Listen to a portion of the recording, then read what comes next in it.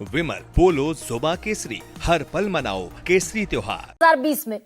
और एक बार फिर निकल पड़े बिहार की सड़कों पर सीमांचल न्याय यात्रा लेकर, और ताब इतनी ज्यादा है कि एक एक दिन में 11-11 भाषण दिए जा रहे हैं, हर नुक्कड़ पर, दरअसल हर चौराहे पर, हर नुक्कड़ पर।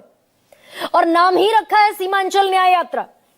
और इसका जो रिलेवेंस है पॉलिटिक्स में वो आपको मैं समझा दूं। दरअसल सीमांचल यानी बिहार का वो इलाका जहां मुसलमान जीत और हार तय करता है, डिसाइसिव फैक्टर है, निर्णायक फैक्टर है मुसलमान। 4 जिले हैं, किशनगंज, अररिया, कटिहार और पूर्णिया, और इसमें आती है 24 विधानसभा की सीटें। ये जो सीमांचल न्याय यात्रा लेकर निकले हैं असदुद्दीन ओवैसी, भाई यात्राओं का दौर चल रहा है। पहले राहुल गांधी निकले, फिर तेजस्वी यादव निकले, और अब पहुंच गए हैं सड़क पर असदुद्दीन ओवैसी। और मैंने जिस सीमांचल के इलाके का जिक्र किया, यहां मुसलमान आबादी किशनगंज में 68%, अररिया में 43%, कटिहार में 45% और पूर्णिया में 39%। और ये जो इलाका है इसमें 2015 तक की अगर मैं बात करती हूं तो 2015 तक गढ़ था लालू प्रसाद यादव का और कांग्रेस का। यानी कि आज का जो महागठबंधन है उसकी ताकत यहां जबरदस्त थी।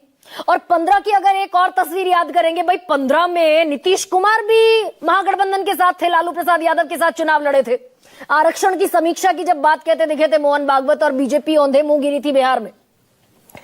और 15 में क्या हुआ था, 24 सीटों में से 19 सीटें महागठबंधन अपने नाम कर ले गया था।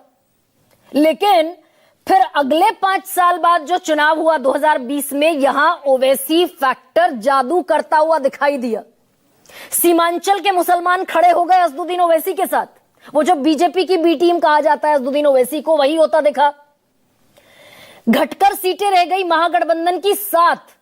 कहां सीटें थी 19। असदुद्दीन ओवैसी 14 पर लड़े और निकालकर ले गए 5 सीटें, और ये सारी सीटें दरअसल महागठबंधन की थी। मैं उन सीटों का नाम भी पढ़ देती हूं आपके सामने। इसमें अमौर, बहादुरगंज, बायसी, जोकीहाट और कोचा धामन। हालांकि ये दीगर बात है कि इन 5 में से 4 विधायक चले गए आरजेडी के साथ। अख्तरुल इमान साहब रह गए प्रदेश अध्यक्ष एआईएमआईएम के। अब हर मंच पर ओवैसी के साथ खड़े हुए दिखाई देंगे। तो 2020 आते आते ये मुसलमान फैक्टर बाकी कुछ कर पाया हो ना कर पाया हो, लेकिन महागठबंधन के वोट तोड़ दिए, सीटें तोड़ दी, और इसका नतीजा बड़ा घातक हुआ। दरअसल यह भी समझना बड़ा जरूरी है। वो डेटा लेकर आइए, इसमें आप चौंकेंगे। भाई हम कहते हैं 20 साल से एनडीए की सरकार, 20 साल से एनडीए की सरकार तो नहीं है, लेकिन नीतीश कुमार मुख्यमंत्री है। 20 का गणित बड़ा इंटरेस्टिंग है इस मामले में। एनडीए को मिली थी 125 सीटें और महागठबंधन को मिली थी 110 सीटें। जीत का और हार का अंतर, जो भाई एनडीए अगर जीता तो सिर्फ 15 सीटों के नुकसान से जीता, फायदे से जीता। अब ये जो 15 सीटें हैं एनडीए और महागठबंधन के बीच, इसमें एक और महीन गणित आपको बता देती हूं। कितने वोट का अंतर रहा था? एनडीए की जीत हुई सिर्फ 11,150 वोट से।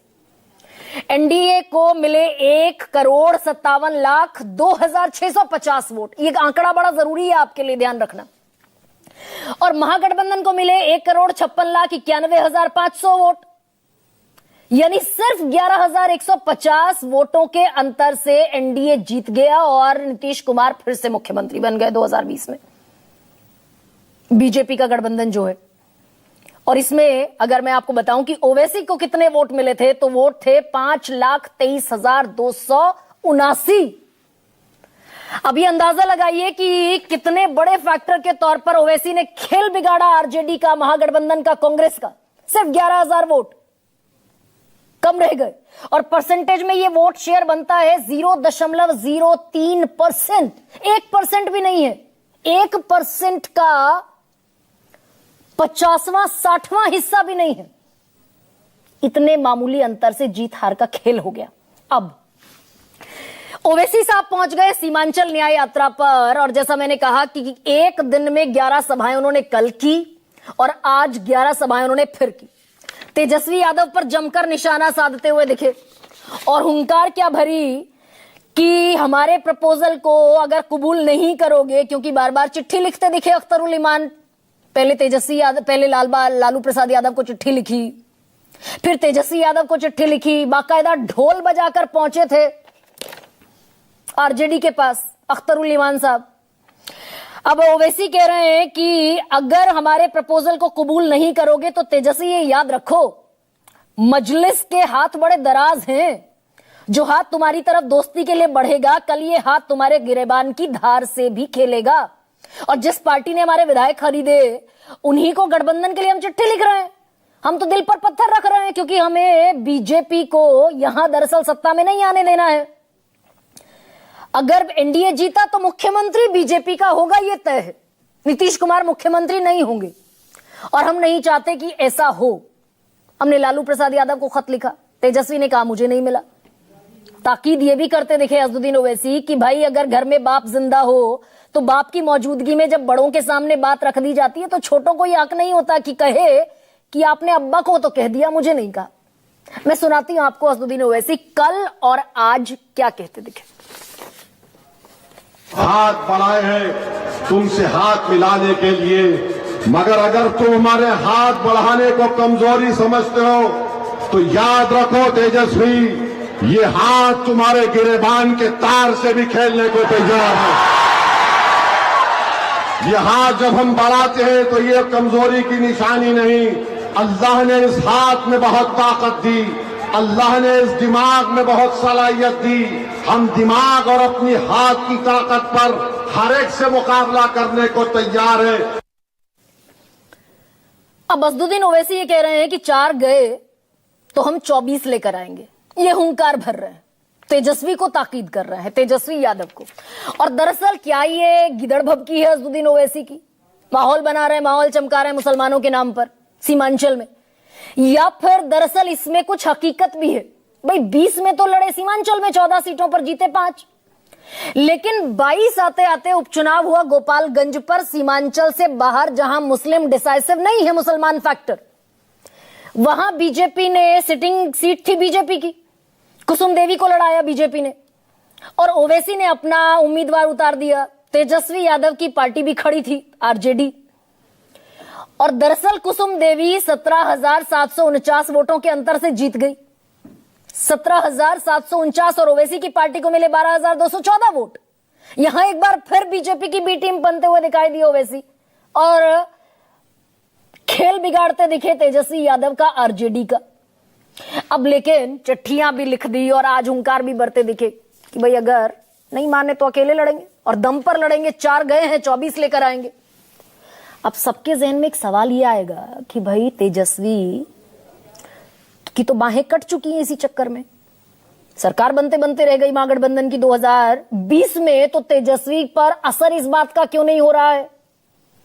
तेजस्वी यादव कहते दिख रहे हैं कि अख्तरुल इमान हमें हमारे साथ दोस्ताना बढ़ाने थोड़े ही आए थे, वो तो दरअसल हमें धमकाने आए थे। हम दरवाजा अगर खोल दें तो क्या हैदराबाद में हमारे लिए दरवाजा खुलेगा? वे बिहार में लड़ना चाहते हैं तो हम हैदराबाद में क्यों नहीं लड़ेंगे? लेकिन ये दरअसल गोली इतनी छोटी नहीं है क्या? तेजस्वी दरअसल किसी और टर्फ पर खेल रहे हैं। असदुद्दीन ओवैसी के हाथ बाजू कट गए थे उसी वक्त जब 4 विधायक चले गए थे आरजेडी के खेमे में, 1 विधायक रह गया, तो सीमांचल में कुछ खास दरअसल हो नहीं पाया 5 साल में।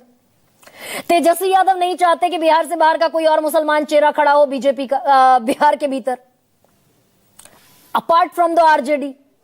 अगर ये सारे चेहरे एक तरफ आ गए, भाई असदुद्दीन ओवैसी भी, तेजस्वी भी, कांग्रेस भी, सारे मुस्लिम परस्त माने जाते हैं, ये टैग है। हालांकि राहुल गांधी अब अपना टर्फ अलग खड़ा करते हुए दिखाई दे रहे हैं, ईबीसी प्लस ओबीसी। तो अगर ये सारे मुसलमान चेहरे एक तरफ आकर खड़े हो गए तो क्या बीजेपी की जमीन बिहार में हिंदू मुसलमान करने के लिए आसान हो जाएगी क्या? भाई 81% एक तरफ, 17% एक तरफ, वो 80-20 होता हुआ दिखेगा क्या गिरिराज सिंह की जबान में? आज भी कहते हुए दिखे गिरिराज सिंह, और कुछ दिन पहले भी कहा था कि ये कौम तो नमक हराम है। मौलाना साहब कहते हैं हमें वोट ही नहीं देते, फतवा जारी हो जाता है मस्जिदों से, और मस्जिदों से फतवा जारी होगा तो हम मंदिरों से हुंकार भरेंगे। दरअसल ये हिंदू मुस्लिम की पॉलिटिक्स बीजेपी के लिए और आसान हो जाएगी और मामला एक तरफा हो जाएगा। ये भी डर है क्या तेजस्वी यादव को?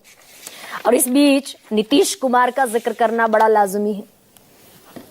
ये मुसलमान जाता रहा है नीतीश कुमार के साथ, लेकिन इस दफा क्या स्थितियां बदलती दिखेंगी? जमा खान की टोपी पहनने को वही नीतीश कुमार मना करते दिखे, उससे कतराते दिखे जो नीतीश कुमार कहा करते थे कि भाई अगर भारत में राजनीति करनी है तो टोपी भी पहननी पड़ेगी और तिलक भी लगाना पड़ेगा। इसी मुद्दे पर नाराज हो गए थे प्रधानमंत्री नरेंद्र मोदी से 2013 में केंद्रीय प्रचार समिति का प्रमुख बनाते नरेंद्र मोदी को नीतीश ने दामन अपना एनडीए से छुड़ा लिया। चर्चा इसी पर करूंगी, कैसी होगी बिहार की सूरत, सुनिए जरा कुछ और बयान। इस बार असदुद्दीन ओवैसी की कोई पैठ सीमांचल में नहीं है।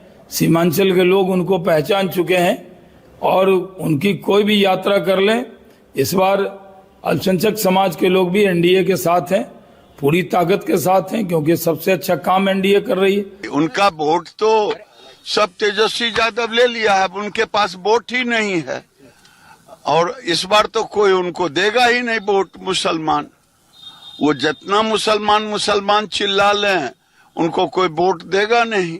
गिरिराज सिंह सिर्फ और सिर्फ हिंदू मुसलमान की बात करते हैं और गिरिराज सिंह की पार्टी को ही समर्थन देने के लिए असदुद्दीन ओवैसी सीमांचल की यात्रा कर रहे हैं। ओवैसी साहब बताइए ना कि पिछले 5 साल से भी तो सीमांचल वहीं का वहीं था।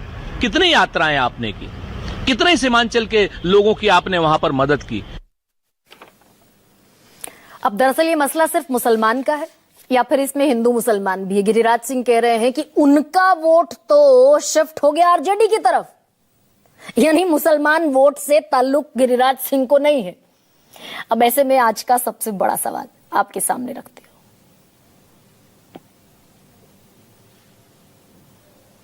चला दीजिए भाई। बिहार में ओवैसी का खेल या राहुल तेजस्वी के आगे सबसे,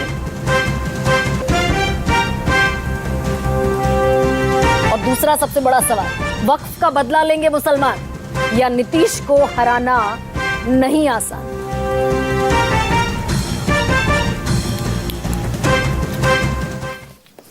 मेरे साथ बड़े लंबे वक्त बाद बीजेपी की सीजन्ड पॉलिटिशियन, बेहद शानदार, बेहद मृदु, बेहद सौम्य अपराजिता सारंगी जुड़ रही हैं। ओडिशा से बीजेपी की सांसद भी हैं। अतुल लौंडे पाटिल मेरे साथ जुड़ रहे हैं, पढ़े लिखे प्रवक्ता हैं, महाराष्ट्र से आते हैं, कांग्रेस के प्रवक्ता।